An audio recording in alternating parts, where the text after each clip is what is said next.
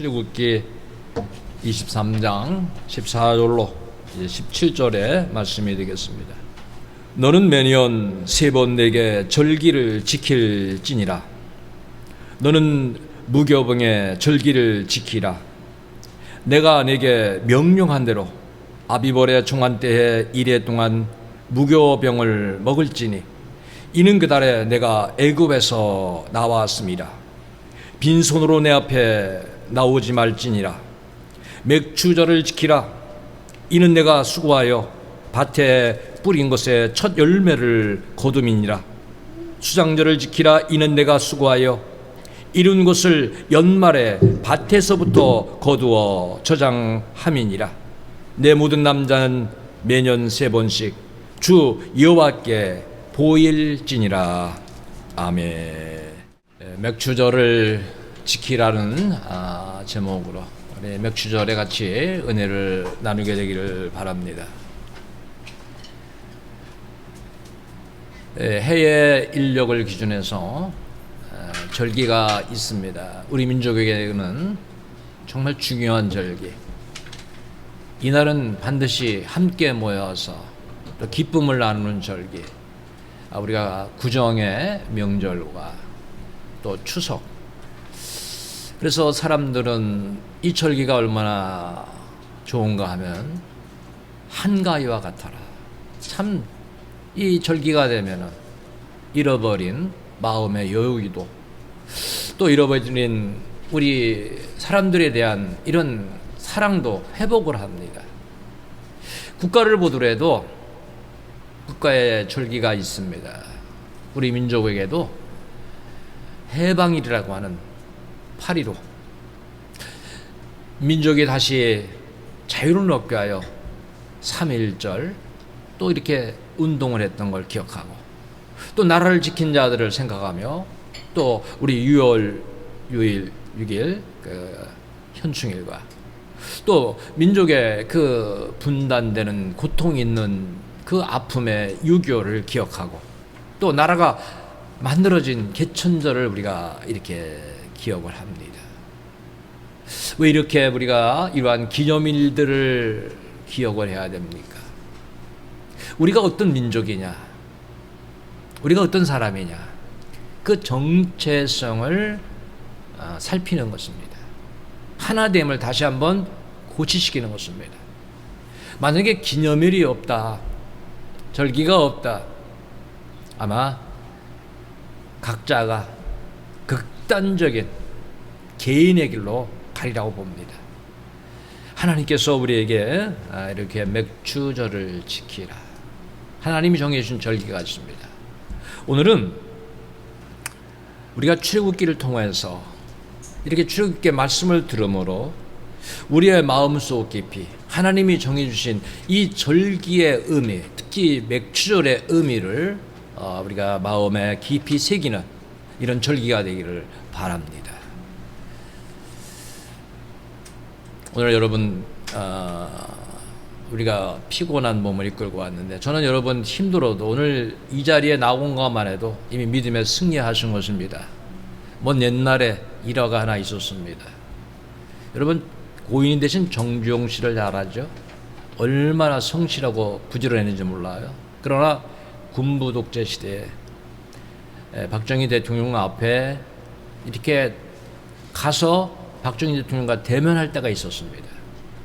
근데 얼마나 피곤한지, 그가 얼마나 피곤하게 살았는가 하면 심지어 신발을 5일 동안이나 안 벗고 살 정도로 바쁘게 지냈던 그 사람입니다.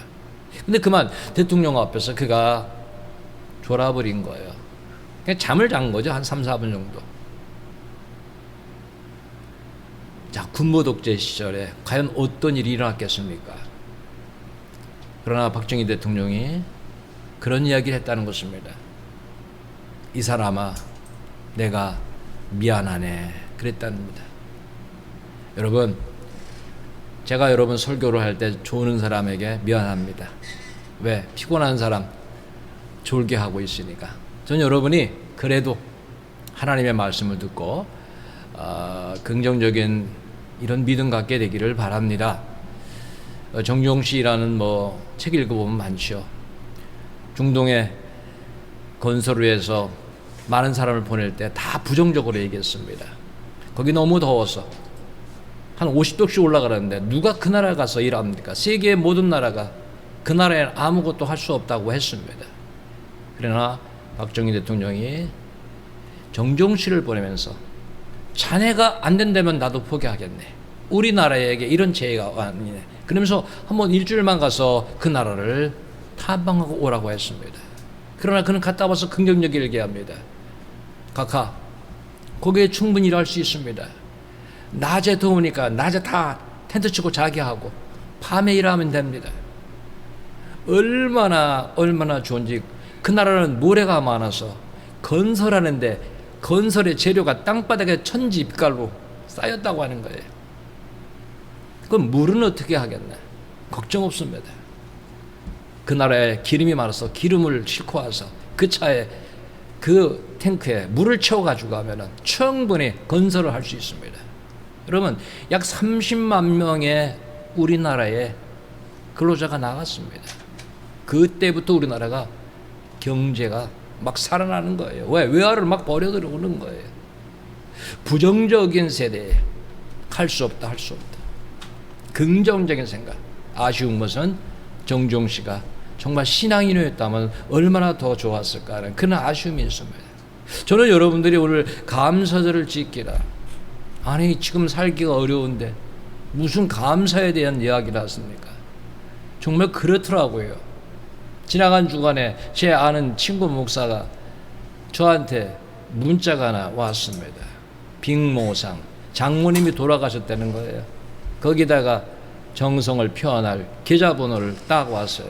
그러니까 오지 않아도 되니까 조의금은 좀 보내줬으면 좋겠다 하는 거죠. 그 소식이, 여러분, 돈이 내가 나가야 되니까 어려운 시기에 그렇게 썩 반갑게는 들리지는 않더라고요. 그러나 어떻게 해야 됩니까? 그 기회가 지나면 안 되잖아요. 저의 작은 정성을 표현을 했습니다.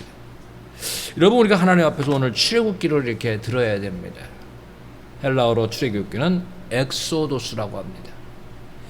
이것은 나옴, 출발이라는 뜻입니다. 출애굽기 과정을 이제 기록한 것이 이 출애굽기고, 이 출애굽기를 구원의 책이라고 합니다. 하나님이 우리를 인도하신 구원의 책이라. 자, 요셉으로 인해서 애굽에서 요셉의 그 가족들은 바로에게 기적의 대접을 받았습니다. 그러나 요셉을 잃어버리는 세대, 그 애굽의 시대가 나왔을 때, 자, 그 애굽은 이스라엘 민족을 노예화시키려고 모든 방도를 모색을 했습니다. 그래서 이스라엘을 정말 고된 노동으로, 그리고 아주 노예할 방법으로 그들을 압제하고 말할 수 없는 학대를 해왔습니다. 이제는 남자아이는 죽여야 되고 여자아이만 살리는 겁니다. 그러니까 힘없는 백성으로 만들고자 무력화시키는데 온 힘을 이 애굽은 다했습니다. 스스로가 그 애굽을 빠져나올 수 없는 상황이지만 사랑의 하나님, 언약을 주신 하나님께서는 이스라엘 백성을 돌아보시고 그들을 출애굽시키셨던 것입니다. 여러분, 출애굽의 과정이 하나님이 이스라엘 백성을 보시고 불쌍히 여겨서 무조건 구원하신 것이 아닙니다. 하나님은 말씀하신 대로, 언약하신 대로. 그래서 그것이 창세기 15장 13절과 14절에 이렇게 나옵니다. 여호와께서 아브라함에게 이르시되 너는 반드시 알라. 자, 이걸 반드시 기억하라는 거예요. 내 자손이 이방에서 계획이 되어, 이미 하나님 다 계획을 가지고 계시죠. 아주 영원한 계획이죠. 그들이 계획이 되어 이방에서 그들을 섬기니 그들은 400년 동안 내 자손을 괴롭히리니, 자, 그들이 섬기는 나라를 내가 이제 그때 가서 징벌할 것이며 그 후에 내 자손이 큰 재물을 이끌고 나오리라고 말씀하셨습니다. 하나님은 이스라엘에게, 아브라함에게 복이 될지라. 여러분, 복된 백성이 누굽니까? 하나님을 섬기는 백성. 우리가 복된 백성입니다. 우리는 영적인 복을 아주 실감을 못하는 것 같아요. 여러분, 하나님 믿는 것이 복 중에 복입니다. 이스라엘 민족이 복이 되는 민족, 너는 복이 될지라. 모세는 이스라엘을 구원한 인도자가 아닙니다. 이스라엘을 구출하게 하여 하나님께 쓰임받은 하나님의 사자요, 하나님의 인도를 받는 일꾼에 불과한 것입니다. 그는 그냥 받은 사명을 감당한 것입니다. 이스라엘을 구원한 것은 바로 역사의 주관자가 되신 바로 전능하신 하나님이 되신다고 하는 것입니다.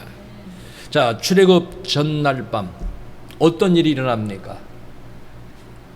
장자를 치시는 재앙이 임했습니다. 어린 양의 희생의 피가 문설주 문지방에 발라진 집만을 구원하겠다고 하시는 하나님의 말씀이 있었습니다. 이것은 오늘 우리 주님께서 우리를 위하여 피 흘린 것은 예표하는 것입니다. 이것이 신약성경에는 고린도전서 5장 7절에는 이렇게 말씀하고 있습니다. 너희는 누룩 없는 자인데, 본래 거룩한 자를 말하는 겁니다. 세상에 죄 없이 사는 거룩한 백성을 말하는 것입니다. 새 덩어리가 되기 위하여 묵은 누룩을 내어버리라. 우리의 유월절 양, 자, 우리의 유월절 양이 누굽니까? 곧 그리스도께서 희생하셨느니라고 말씀하셨습니다.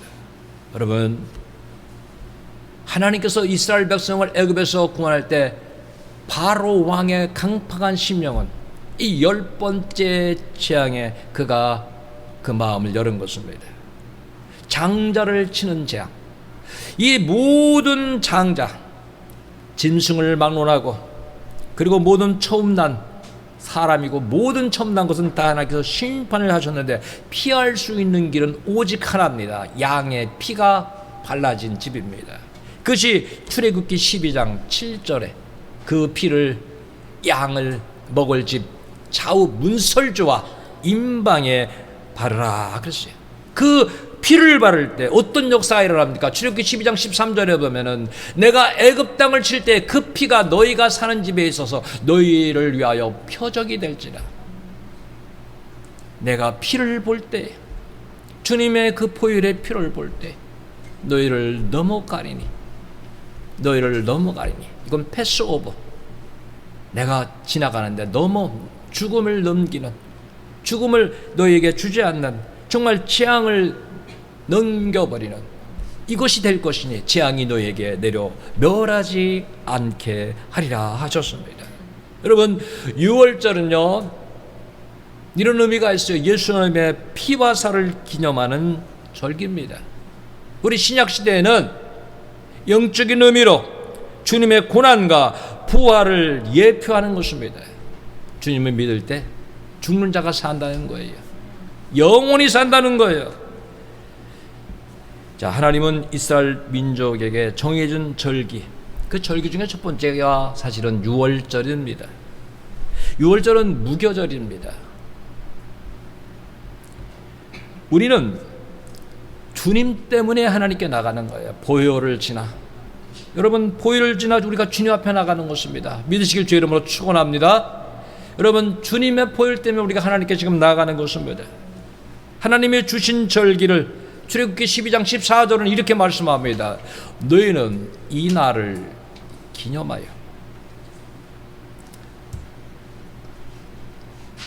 여러분, 기념이 뭡니까? 리멤버, 기억이에요. 그날 기억해야 돼. 기념하라. 잊지 말라. 여호와의 절기를 삼아. 영원한 규례. 영원한 규례는 뭡니까? 해마다 대대로 자자손손 주님이 다시 오시는 그날까지 이 절기를 지킬지니라. 민족 해방의 날을 지키라. 우리가 죄에서 노에서 구원받은 이 날을 하나님께서 우리에게 자유를 주신 이 영적 해방의 날을 기억하고 기념하고 이 절기를 지키라고 하는 것입니다. 출애굽기 12장 17절에는요 너희는 무교절을 지키라. 여러분, 무교절은 누룩을 넣지 않은 그 떡을, 그 빵을 먹는 절기입니다. 이날에 내가 너희 군대를 애굽 땅에서 인도하여 내었습니다. 누룩은 좀 시간을 가지고 빵을 부풀려서 부드럽게 해서 먹지만 급히 출애굽하기 때문에 누룩을 넣지 못하고, 그리고 그 딱딱한 그 무교절 빵을 만들어 그들이 급히 나온 것입니다. 그래서 너희 무리, 너희 군대를 애굽 땅에서 인도하여 내었습니다. 그러므로 너희가 영원한 규례로 삼아, 반드시 지킬 규례로 삼아 대대로 이날을 지킬지니라. 여러분, 스스로 구원받을 수 없는 자들을 하나님께서 구원하셨다는 것입니다. 이게 구원이에요. 우리 힘으로 구원받는 건 구원이 아닙니다. 스스로 나올 수 있는 힘으로 구원받는 건 구원이 아니에요. 도무지 우리의 힘으로는 불가능한 430년간의 그 노예 생활에서 하나님께서는 언약을 그들에게 지켜주셨던 것입니다. 자, 이 누룩이라고 하는 것은 죄악을 상징하는 것인데, 누룩 없는 바로 무교병을 먹어라. 여러분, 우리가 누룩 없는 생활, 죄악 없는 생활 하기를 하나님 원하시는 것이에요. 그러니까 우리 성도들은요, 내 쪽으로나 외 쪽으로나요, 정말 죄를 범치 않는 성도가 되는 것이 바로 이 절개에 우리에게 주는 교훈이라는 거예요. 출애굽기 12장 26절과 27절을 보면 이제 자녀들이 이런 절기를 행하면 묻지요. 아니, 갑자기 이 먹기 힘든 이 딱딱한 떡을, 이 쓴나물을 왜 먹고 마십니까? 자녀들이 물을 수가 있어요. 그럼 이렇게 대답해 주라는 거예요. 이후에 너희의 자녀가 묻기를 이 예식이 무슨 뜻이냐 하거든 너희는 이르기를 이는 여호와의 유월절 제사라. 자, 이건 유월절 제사인데 여호와께서 애굽 사람에게 재앙을 내리실 때에 애굽에 있는 이스라엘 자손의 집을 넘으사 우리의 집을 구원하셨느니라 하며 백성이 머리 숙여 경배하니라. 우리나라는 절기 때 참 좋은 음식을 많이 먹잖아요. 명절 음식들이 따로 있잖아요. 근데 이스라엘 민족은요, 우리와 다릅니다. 고난의 떡, 고난의 잔, 고난의 쓴나물을 먹는 거예요. 여러분 생각해 보십시오. 잘 살던 사람들이 그걸 다 수업하고 하나님 앞에 모여서 고난을 생각하면서 딱딱한 맛없는 것을 먹습니다. 쓴나물을 먹습니다. 뭘 느끼겠어요? 지금 사는 것이 하나님의 은혜구나. 지금 이렇게 모든 것이 하나님의 놀라운 은혜구나. 안 새길 수가 없어요. 하나님은 하나님을 기억하길 바라면서 이 구원받은 절기를 지키라고 말씀하는 것이에요. 광야에 40년을 하나님 주셨습니다. 그런데 광야의 길이 순탄하지가 않았습니다. 이것은 무엇입니까? 우리 성도들이 이 세상 살면서 오늘 많은 신앙의 훈련을 겪게 된다는 것을 우리에게 말씀하고 계신 것이에요. 여러분, 우리가 언제까지 훈련받습니까? 가나안 가기까지, 천국 가기까지 훈련받는 겁니다. 목사님, 나는 80세가 넘었는데 교육 좀 빼주면 안 됩니까? 하나님께 여러분 물어보십시오. 너는 아직도 광야에 있으니까 훈련받아야 된다. 여러분, 광야를 사는 우리들 훈련받지 않으면요, 다시 재중으로 애굽의 생활 그리워 돌아가는 겁니다. 그래서 하나님 우리에게 절기를 지키라. 오늘 본문의 출애굽기 23장 14절은 말씀합니다. 너는 매년 3번 내게 절기를 지킬지니라. 여러분, 절기를 지키면서 우리의 신앙의 정체성이 뭐냐?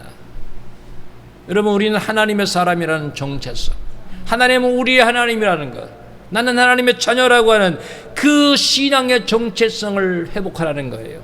나는 하나님의 은혜로 살아가고 있다고 하는 것이에요. 여러분, 이 3대 절기가 나오죠. 첫 번째 절기가 무교절. 이것은 유월절이라고 하죠. 출애굽기 24장 15절에 보니까 이렇게 말씀합니다. 너는 무교병에, 바로 누룩을 넣지 않는 무교병, 그 무교떡입니다. 무교빵, 무교절 먹는 그 딱딱한 겁니다. 이거를 먹으면서 이 절기를 지키라. 내가 명령한 대로 아비볼의 종한 때에 2회 동안, 하루도 아니고 2회 동안 무교병을 먹을지니 이는 그달에 내가 애굽에서 나왔습니다. 또 하나님께서는 이 절기를 지키면서 빈손으로 내 앞에 나오지 말지니라. 반드시 감사를 하나님께 표현하라고 말씀하게 있는 것입니다. 여러분, 이스라엘에 3대 많은 절기가 있어요. 한 7대 절기 이렇게 있고 조금한 곳이 있는데, 그 중에 대표적인 이 절기는 반드시 지켜라. 바로 무교절, 맥주절, 수장절이에요. 이 절기는 나름대로의 의미가 있습니다. 무교절을 다른 말로 유월절이라고도 합니다. 그리고 우리가 오늘 절기를 지키는 맥주절은요, 77절이라고도 하고요, 초실절이라고도 합니다. 또 바로 여기에 나오는 이 수장절은 장막절, 초막절이라고도 말하고 있는 것입니다. 이 절기는 다 의미가 있는데 한 가지 공통된 뜻이 있습니다. 이 절기는 무슨 절기냐? 다 같이 따라해 보시기 바랍니다. 감사절. 감사절이에요. 감사하라. 누구에게? 하나님께. 감사를 하나님 명하신 거예요. 여러분, 세상에는 어떤 절기가 있습니까? 우리나라의 기념일은 뭡니까? 행사가 있고 사건이 일어나고 나서 한참 지나서 그것을 기념하죠. 그러나 하나님께서는요, 절기를 먼저 명하셨어요. 사건이 일어나지 않았는데 맥주절 지켜라, 수장절 지켜라. 하나님은 우리에게 먼저 명하셨어요. 여러분, 지금 우리는 1년 중에 1년의 반을 보낸 중간에 서 있는데, 뒤돌아보면은 은혜입니다. 은혜예요. 정말 은혜로 살고 있어요. 여러분, 하나님 지킬 줄 알면 살 수가 없어요. 오늘 우리는 하나님의 은혜를 감사하면서, 오늘 첫 찬양이 있습니다. 감사하신 하나님, 여기까지 인도하신 에베레셀의 하나님을 찬양하고 우리 계속해서 말씀을 듣도록 하겠습니다.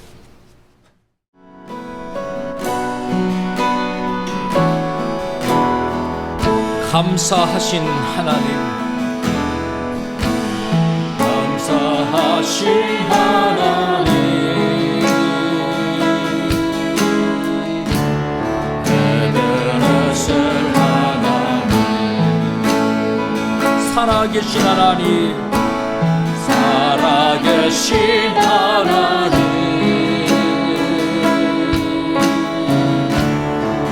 감사하신 하나님,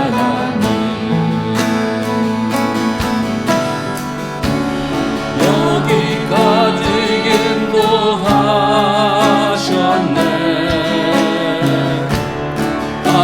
살아계신 하나님, 감사하신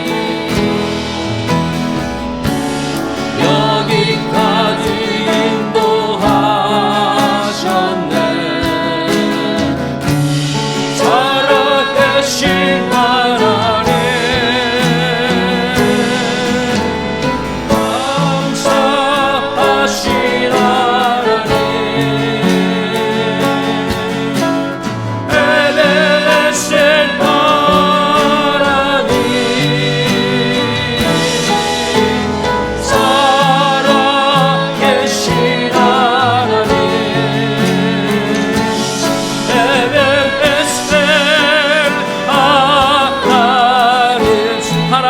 하나님, 살아계신 하나님, 에베레셀 장래에도 인도하시리, 장래에도 인도하시리, 감사하신 하나님,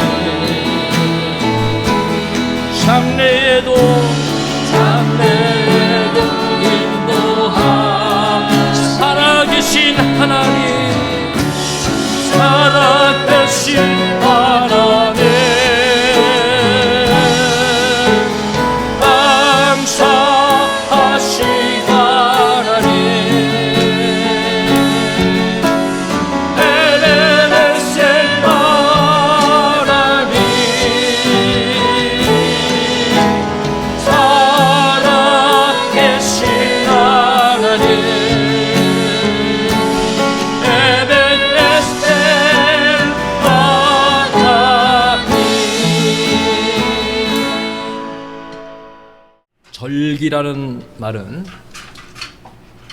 히브리어에는 하그라는 단어입니다. 이것은 순례를 하다. 이 절기는 다 순례의 절기라는 거예요. 즉 흩어졌던 백성들이 예루살렘으로 다 순례의 길로 모이라 하는 거예요. 출애굽기 23장 17절에 모든 남자, 저는 참 성경을 보면은 구약시대 여자가 많이 빠져 있어요. 어린이가 빠져 있어요. 그냥 대표성이라고 여러분 생각하시면 돼요. 내 모든 남자는, 이걸 좀 이렇게 읽었으면 좋겠어요. 내 모든 사람들은, 하나님의 모든 자녀는 매년 3번씩 여호와께 보일지니라. 하나님께서 하나님의 모든 남자들, 정해진 시간, 정해진 장소 다 같이 모여 기념하라 그랬어요. 여러분, 우리는 정해진 시간과 정해진 장소에 하나님을 만나면서 기뻐하는 절기가 하나님이 정해주신 절기라는 거예요. 여러분, 이스라엘 민족은 1년에 3차례씩 예루살렘에 순례를 하며 올라가는데 이것이 하나님을 뵙는 특권입니다. 기쁨으로 올라가는 것이고 그들은 이 절기를 행복하게 여기는 것입니다. 생각해 보십시오. 집안이 좀 잘 모이는, 단합이 잘 되는 그런 집안에는 집안의 행사가 있습니다. 어떤 어른들의 생일을 기념한다든지 어떤 때는 모입니다. 그래서 그때는 지정된 시간이 있고 지정된 장소가 있고 모두가 만나 음식을 나누며 기뻐하며 결손된 공동체를 하나로 묶는 큰 의미가 있습니다. 그 날은 어떻게 보면 잔칫날, 바로 오늘 이 하나님이 명하신 날이요, 잔칫날이라는 거예요. 신앙인들의 모여서 기쁨을 나누는, 즐거움을 나누는. 우리는 이렇게 하나님께서 절기를 지키라 이런 말이 있습니다. 유대인이 절기를 지킨 것이 아니라 절기가 유대인을 지켰다. 무슨 이야기인지 아세요? 우리가 절기를 지킨 것이 아니라 절기가 우리를 지켜주었다고 하는 거예요. 절기를 지킴으로 하나님의 축복이 임했다고 하는 것입니다. 이 무교절로부터 7일씩 7주가 지난 이후에 다가오는 날이 7.7절, 바로 맥추절을 다른 말로 해서 7.7절이라고 하고요. 바로 이 무교절로부터 7.7절이 지난 다음 날이니까 바로 무교절부터 계산하면 50일째 되는 날이라서 오순절이라고도 합니다. 그리고 이 날에는 보리를 거두는, 보리의 첫 이삭을 거두는 초실절이라고 이렇게 말하고 있습니다. 지금은 이 노래를 별로 부르지 않지만은 어렸을 때는 주일학교 가면 이런 노래를 했습니다. 밀가 보리가 자란다. 기억나세요? 밀가 보리가 자란다. 이스라엘 주 음식이 뭐냐면 밀과 보리예요. 밀은 이미 추수를 하고 있는데 보리를 근데 이 보리는 소맥과 대맥이 있는데 이게 소맥을 거두는 절기입니다. 어떻게 절기를 지키는가 하면 보리 땅 가장 좋은 부분을 이렇게 추수를 해서 묵습니다. 이걸 하나님 앞에 소대로 드립니다. 흔들어 드리는 거예요. 흔들어. 이거 하나님 것입니다 하는 거예요. 이런 의미가 있습니다. 여러분, 흔들어 드릴 때 뭐가 일어나죠? 바람이 일어나요. 오순절에 마가 다락방의 성령의 역사를 상징하고 있어요. 여러분, 그러니까 우리가 이 맥추절 그냥 절기니까 감사하고 지나가지 이런 정도가 아니라는 거죠. 여러분, 맥추절을 지키라 오늘 본문 속에 출애굽기 23장 16절에 말씀하죠. 맥추절을 지키라. 발음이 나쁘면 이걸 읽을 때 맥주라고 읽을 수 있어요. 여러분 잘 읽으셔야 돼요. 맥추절. 저는 발음이 나쁜데 혹시 또 술 좋아하는 사람들은 이런 절기도 있나? 맥주절도 있나? 그게 아니고 맥추절. 보리를 거두는 보리 맥자예요. 보리를 추수하는 절기. 이는 내가 수고봐. 여러분, 이제 이스라엘 민족이 노예 생활을 마치고 정착해서 거기서 추수를 거둘 때 얼마나 기뻤겠습니까? 지겹게 만나를 40년 동안 먹었잖아요. 여러분, 매일 똑같은 거 먹어보세요. 저는 우리 집사람이 똑같은 거 3일만 주면 불만이 나옵니다. 좀 제발 다른 거 달라고. 제가 좋은 거 아무리 맛있는 거 3일째 나오면 저는 인상을 좀 씁니다. 못됐죠. 아마 이스라엘 민족이 40년 동안 만나와 메추라기만 먹었으니까 얼마나 지겨웠겠습니까? 농사를 져서 거기에서 뿌린 것에 어떤 열매입니까? 첫 열매. 여러분, 첫 열매는 하나님 것입니다. 첫 열매를 하나님께 드리는 거예요. 그래서 뿌린 것에 첫 열매를 거둠이라. 수장절을 지키라. 수장절은요, 추수감사절과 같은 절기입니다. 내가 수고하여 이룬 것을 연말에, 그렇죠, 우리 연말에 밭에서 거두어 저장하면이라. 이렇게 분명히 말씀하고 있어요. 여러분, 지킨다는 것은 기억해서 지킨다는 거예요. 그래서 수장절은 추수감사절의 의미가 있는데, 이 신약의 영적 의미가 뭐냐? 여러분, 모든 것을 거둔다, 창고에 드린다. 마지막 시대에 주님은 재림하시면은 주님의 백성들을 다 부르시는 거예요. 영적인 추수 때가 온다는 거죠. 그래서 이 절기는 다 우리 예수님을 예표하는 거예요. 우리 예수님을 예표하지 않는 절기는 하나도 없습니다. 장막절, 수장절은 장막, 초막에 거하는 겁니다. 생각해 보시오. 추수 시기에 갑자기 좋은 집을 다 놔두고 초막을 짓니다. 아주 빈약한 초막에 들어가서 식구들이 거기서 거하면서 그걸 지키는 겁니다. 아빠, 이 절기 왜 지켜? 엄마, 왜 이렇게 절기? 하루도 아니고 여기서 며칠, 뭐야 이거? 아니야. 우리 조상이 광야에서 이렇게 생활했어서, 그런데 하나님께서 축복하셔서 이 절기 지키게 하신 거야. 지금 생각해 보면 얼마나 감사한가. 여러분, 맥추절 오는 본문에 나오는 단어가요, 성경 전체에서 한 번입니다. 맥추절을 지키라. 어디에도 없습니다. 이 성경의 유일한 단어입니다. 맥추절을 지키라. 자, 맥추절은 무교절, 유월절, 또 오순절이라 그랬어요. 사도행전 2장 1절로 2절에 보면 부활 이후에 50일 되는 날에 오순절 날이죠. 오순절 날이 이미 이름에 그들이 다 같이 한 곳에 모였더니, 자, 갑자기 호련히 하늘로부터 급하고 강한 바람 같은 소리가 있어 그들이 앉은 온 집에 가득했다. 성령의 강림의 역사가 오순절에 일어났습니다. 그러면 맥추감사절의 의미는 오늘 신약시대로 봤을 때 무엇입니까? 오순절의 마가다락방의 성령 강림은 교회의 탄생일입니다. 오늘 교회가 탄생한 날이라는 거예요. 그런 영적 의미가 있어요. 여러분, 이제는 교회가 교회되어야 된다는 거예요. 교회의 본질은 성령이 충만해야 된다는 거죠. 이걸 우리에게 오늘 말씀하고 계신 거예요. 애굽에서는 애굽의 종으로, 지혜의 종으로 살았습니다. 그러나 이제는 너희는 하나님 것이다. 자, 보리단을, 첫 이삭을 하나님께 받습니다. 이거 하나님 것입니다. 흔드는 거예요. 하나님 받으십시오. 소제를 드리는 거예요. 거기에 성령의 역사가 일어났다는 거예요. 여러분, 우리의 신앙 고백이 그래야 됩니다.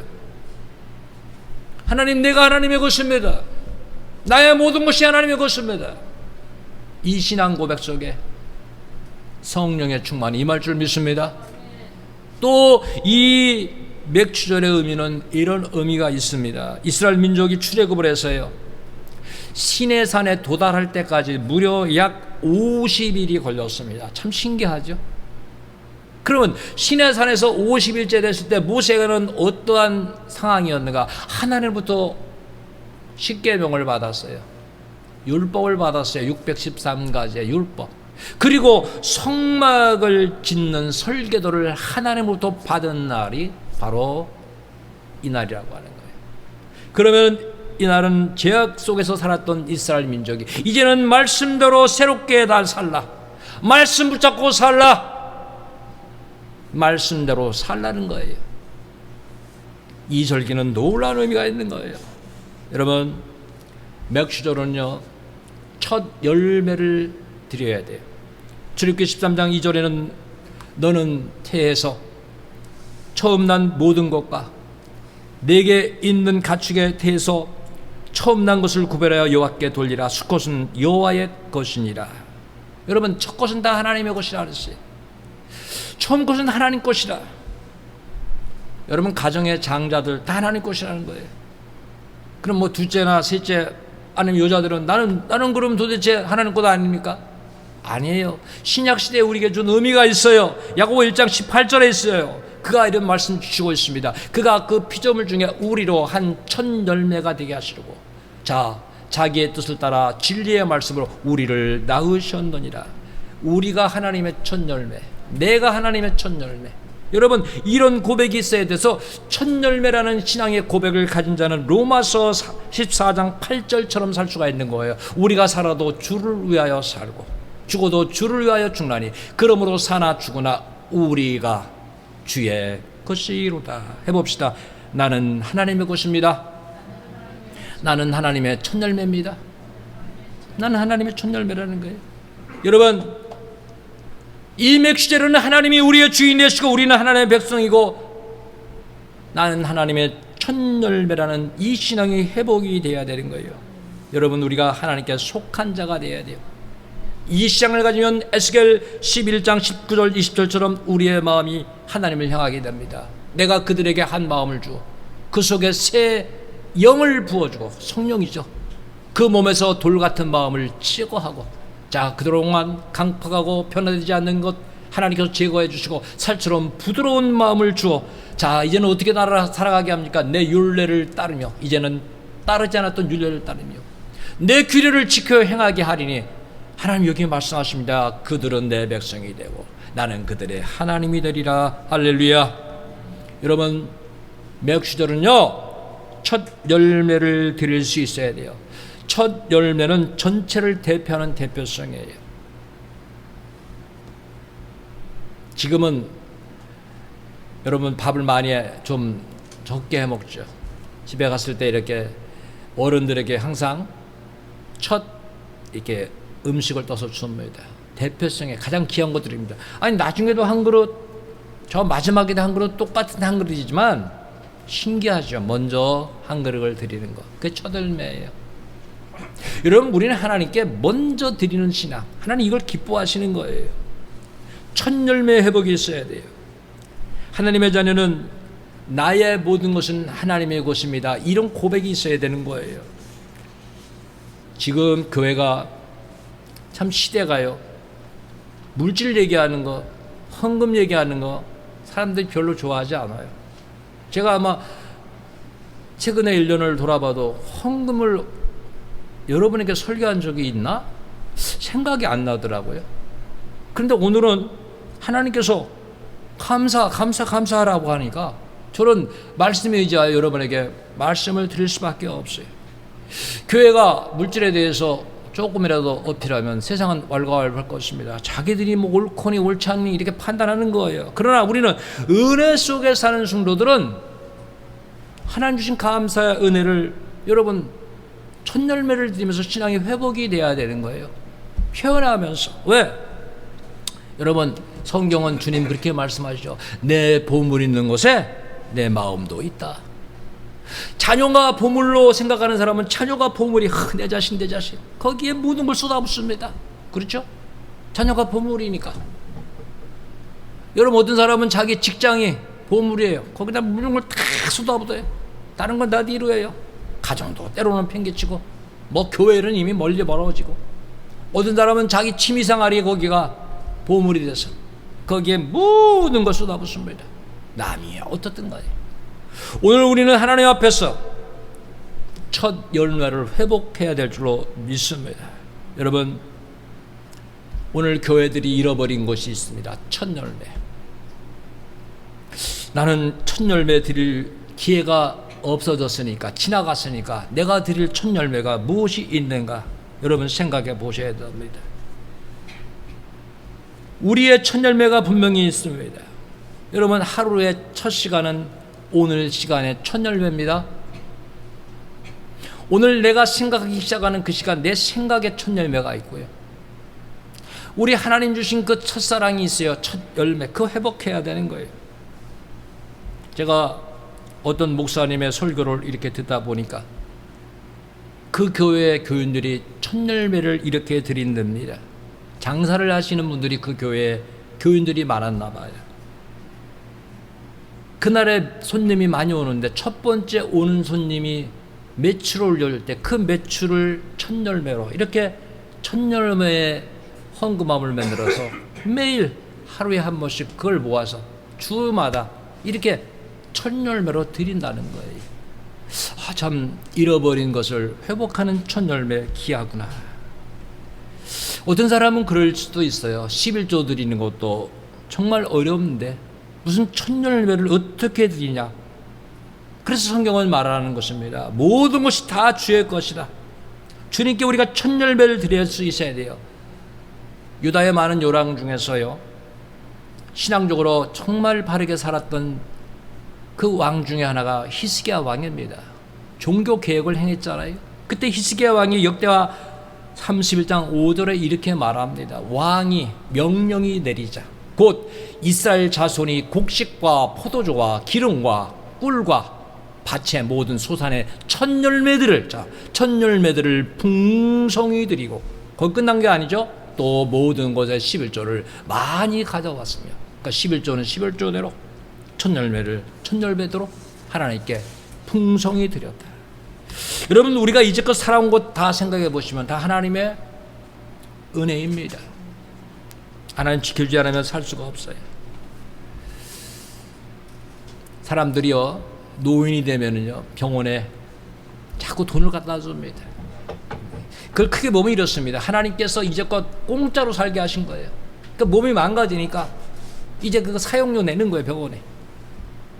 여러분 생각해 보십시오. 지켜주신 거 감사하지 않아요? 지금 저도 가슴이 좀 아픈 이야기는, 저희 동서가 갑자기 복숭아뼈 쪽에 뼈가 부러졌다는 이런 소식을 들었어요. 건강했는데 갑자기. 여러분, 우리 하나님 지켜주지 않으면요, 사실 우리가 세상에 거한다는 것 자체가 불가능해요. 지금 하나님이 우리를 붙잡고 계신 거예요. 참새 2마리가 팔리냐 안 팔리냐, 하나님의 허락이 있느냐 없느냐는 거예요. 우리는 하나님의 은혜 속에, 오늘 나를 구원해 주신 거 하나님의 은혜입니다. 우리가 두 번째 찬양, 날 구원하 주신 주 감사, 이 찬양 드리고요, 우리 마지막 부분을 듣도록 하겠습니다.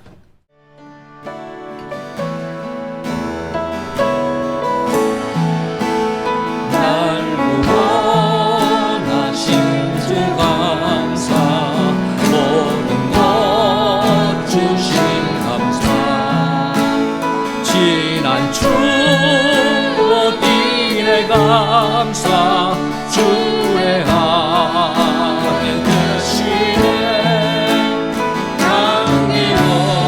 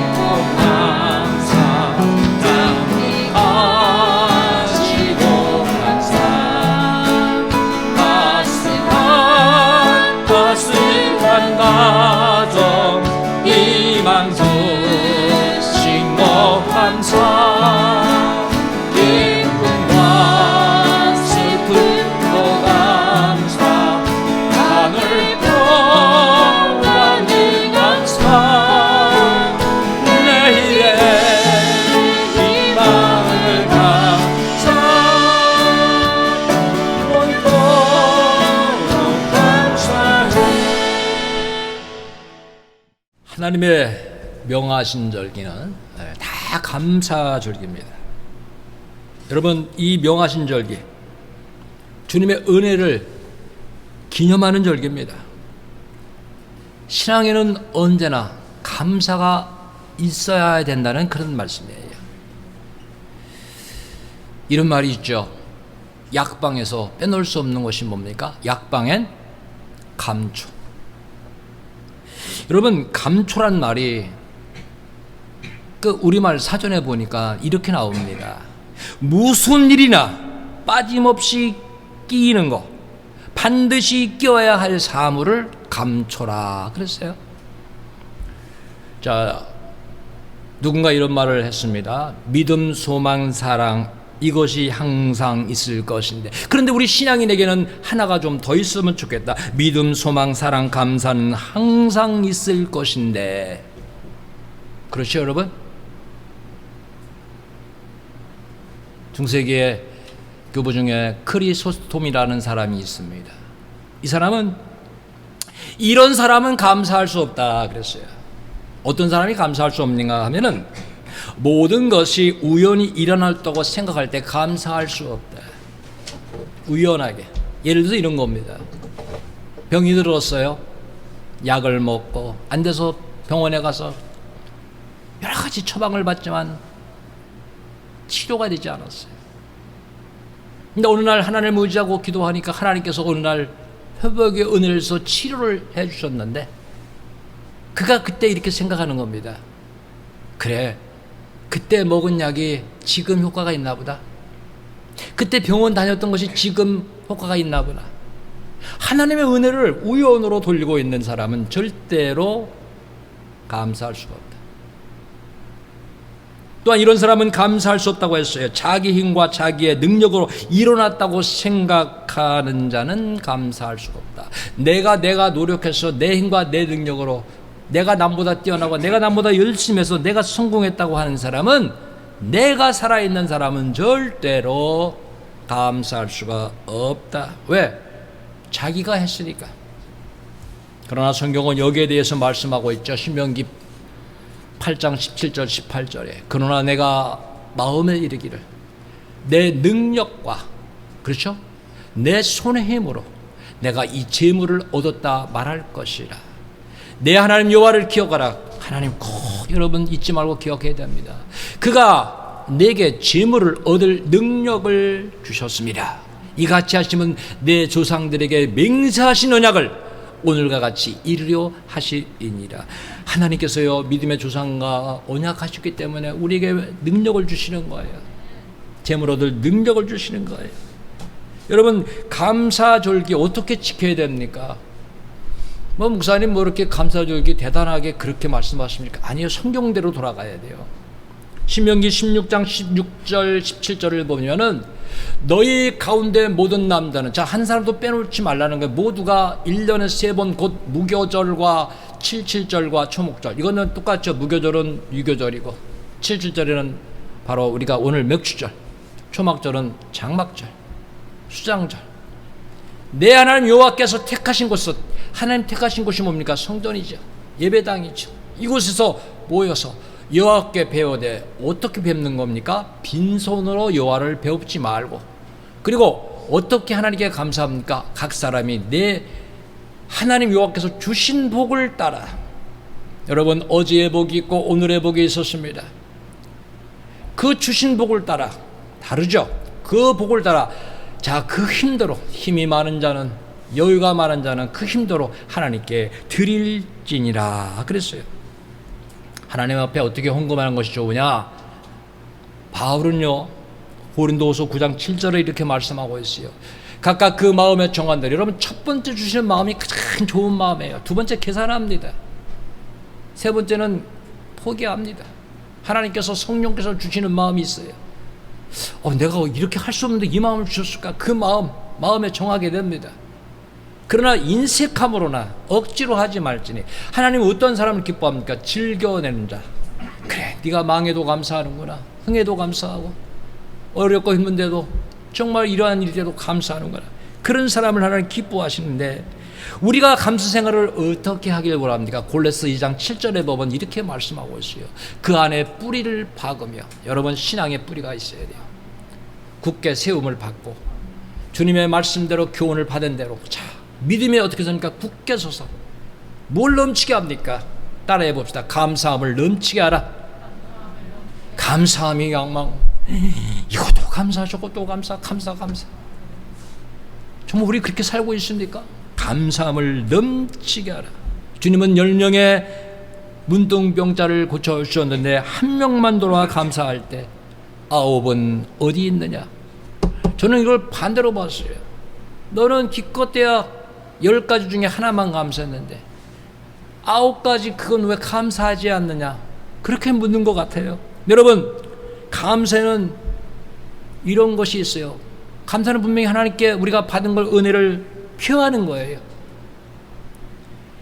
소극적인 감사가 있고요, 적극적인 감사가 있어요. 저는 우리 성도들이 이 소극적인 감사를 초월할 수 있었으면 좋겠어요. 소극적인 감사는 뭐냐면 내게 어떠한 유익한 일이 생긴 거예요.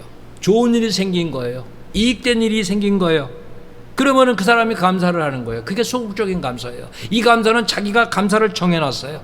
나는 이만큼 이상 감사할 수 없어. 이건 감사의 소극적인 거예요. 그 선을 절대 못 넘습니다. 수입이 없을 때도, 그때 또 잘 됐을 때도 그만, 아무리 좋은 일이 생겨도 그 사람의 수입은 항상 그 감사를 못 넘기는 것이 소극적인 감사입니다. 제가 어제 저녁에 이제 설교 준비를 마치고 마지막 이제 맥주 감사절을 준비하는 어떤 목사님의 유튜브를 들었는데, 그 목사님은 이렇게 말씀하시더라고요. 자기는 11조만큼 감사헌금을 드린다는 거예요. 근데 오늘 보니까 그것도 하나님 앞에 부족해서 내가 많은 축복을 받았는데 12조를 드리게 되고 지금은 그 이상을 드린다는 거예요. 저는 그 말씀을 들어볼 때, 이런 그 자기 믿음이잖아요. 제게 그런 믿음이 있었나? 그 교회가 붕괴되더라고요. 지금 많은 사람이 몰려오더라고요. 제가 우리 성도들에게 이렇게 말하면 성도들 시험 들면 어떡하지? 여러분, 믿음으로 모든 걸 들으시게 되기를 바랍니다. 그러면 소극적인 것과 반대되는 것이 뭡니까? 적극적인 거예요. 이건 자기가 알아서 능동적으로 움직이는 거예요. 성경의 말씀대로 범사에 감사하라. 이는 그리스도 예수 안에서 너희를 향하신 하나님의 뜻이니라. 주님, 오늘 계획했던 것이 수포로 돌아갔습니다. 주님, 더 좋은 길 주실 거 믿고 감사합니다. 주님, 오늘 삶이 너무 힘들었습니다. 주님, 평안의 길로 인도해 주실 거 믿고 감사합니다. 주님, 오늘 우리 가족 중에 안 좋은 일이 생겼습니다. 그래도 하나님 그만 하나 지켜준 걸 감사합니다. 깨닫게 하시고 좋은 길로 인도해 주실 거 믿고 감사합니다. 여러분, 범사에 감사하는 거예요. 힘들어도, 아니 코로나의 전국지게 어떻게 감사합니까? 여러분, 그러나 하나님은 감사하라. 우리가 감사하지 못할 때는 여러분, 하나님을 바라보고 하나님을 소망하고 하나님께 기대하면서 감사해야 돼요. 왜? 너희 구할 것을 감사함으로 아뢰라. 이러한 말씀이 신명기 16장 15절에 말씀하고 있어요. 내 하나님 여호와께서 택하신 곳에서 너는 이래 동안 내 하나님 여호와 앞에서 절기를 지키고 내 하나님 여호와께서 내 모든 소출과 내 손으로 행한 모든 일에, 자, 여기 중요한 단어가 나옵니다. 복 주실 것이니, 앞으로 너에게 복 주실 것을 기대하며 온전히 기뻐하며 감사하라는 거예요. 여러분,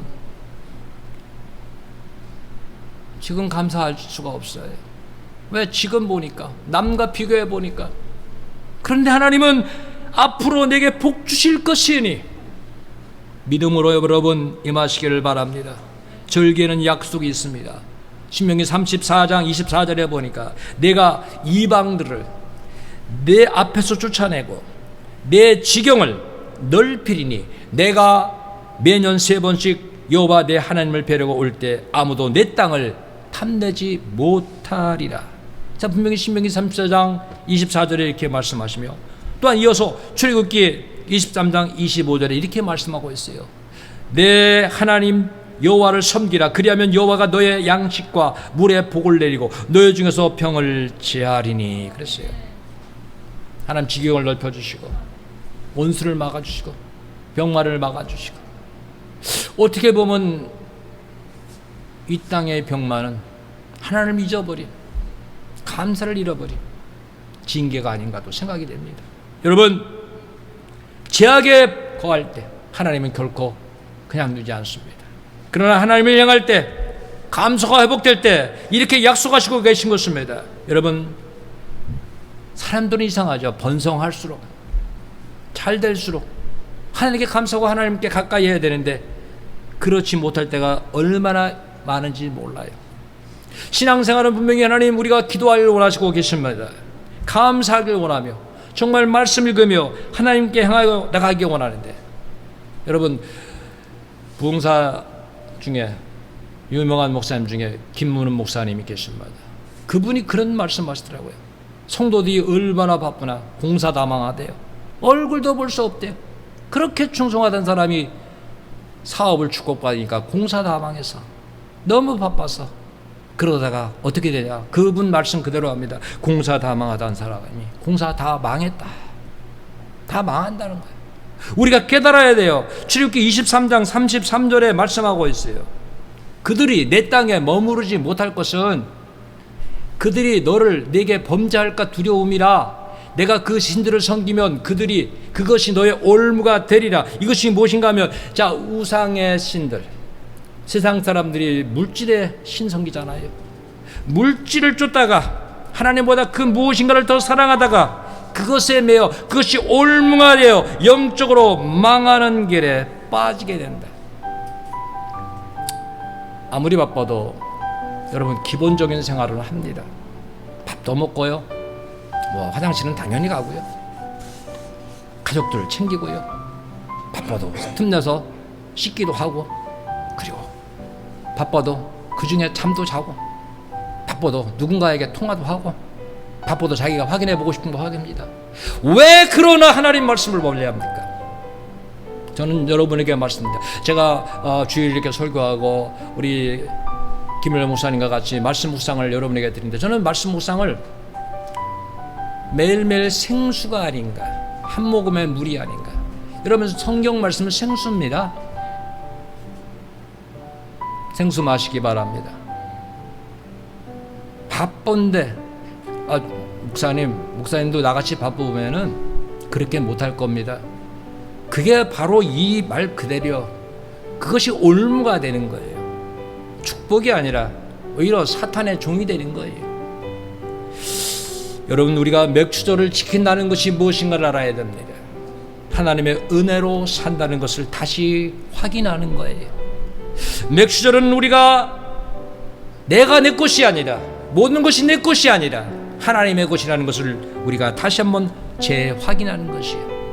우리의 인도자는 하나님이시며, 오늘 교회의 본질은, 교회가 교회되게 하는 것은 성령 충만이며 말씀으로 돌아가는 길이며, 우리는 천절매를 드리는 신앙이 되어야 된다는 거예요. 여러분, 첫 것을 드릴 수 있게 되기를 바랍니다.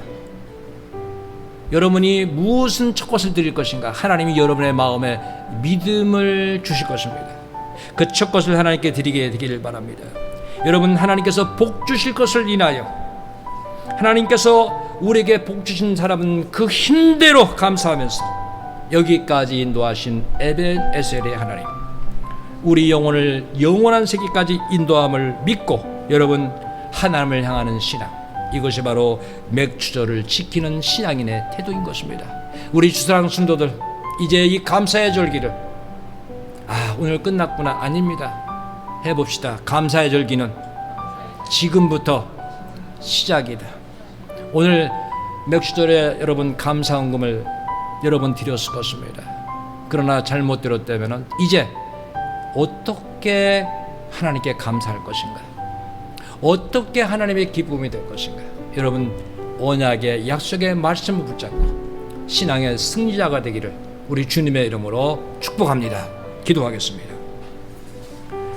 걸어가시며 은혜로우신 아버지 하나님, 우리를 사랑하시고 지키시고 이제껏 인도하신 크신 은혜를 감사드립니다. 스스로 구원받을 수 없는 우리들을 어린 양 되신 주님께서 이 땅에 오셔서 우리를 위하여 십자가를 지시고 그 피 흘리심으로 그 살과 피를 우리에게 주심으로 우리에게 영원한 구원의 아버지 자유를 해방을 주심을 감사합니다. 또한 우리에게 이렇게 맥추절을 지키라고 하셨습니다. 하나님, 성령의 강림절, 율법을 주신 이 절기, 첫 열매를 주님께 드리라고 하신 이 절기, 이것을 통하여 우리의 신앙이 회복되고 첫사랑 첫믿음이 회복되길 원하시는 하나님의 뜻을 살폈습니다. 우리는 주님의 것입니다. 장막절 마지막 절기에는 다 우리가 주님의 부름을 받고 주님 오시는 날 우리가 들림받을 것을 믿습니다. 천국 창고에 우리가 드릴 것을 믿습니다.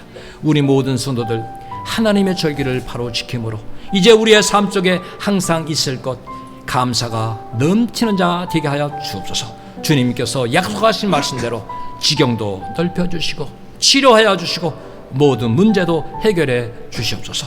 이제 교회가 교회되고 우리나라가 복음화되고 우리 삶이 주께 영광 돌리게 하여 주옵소서.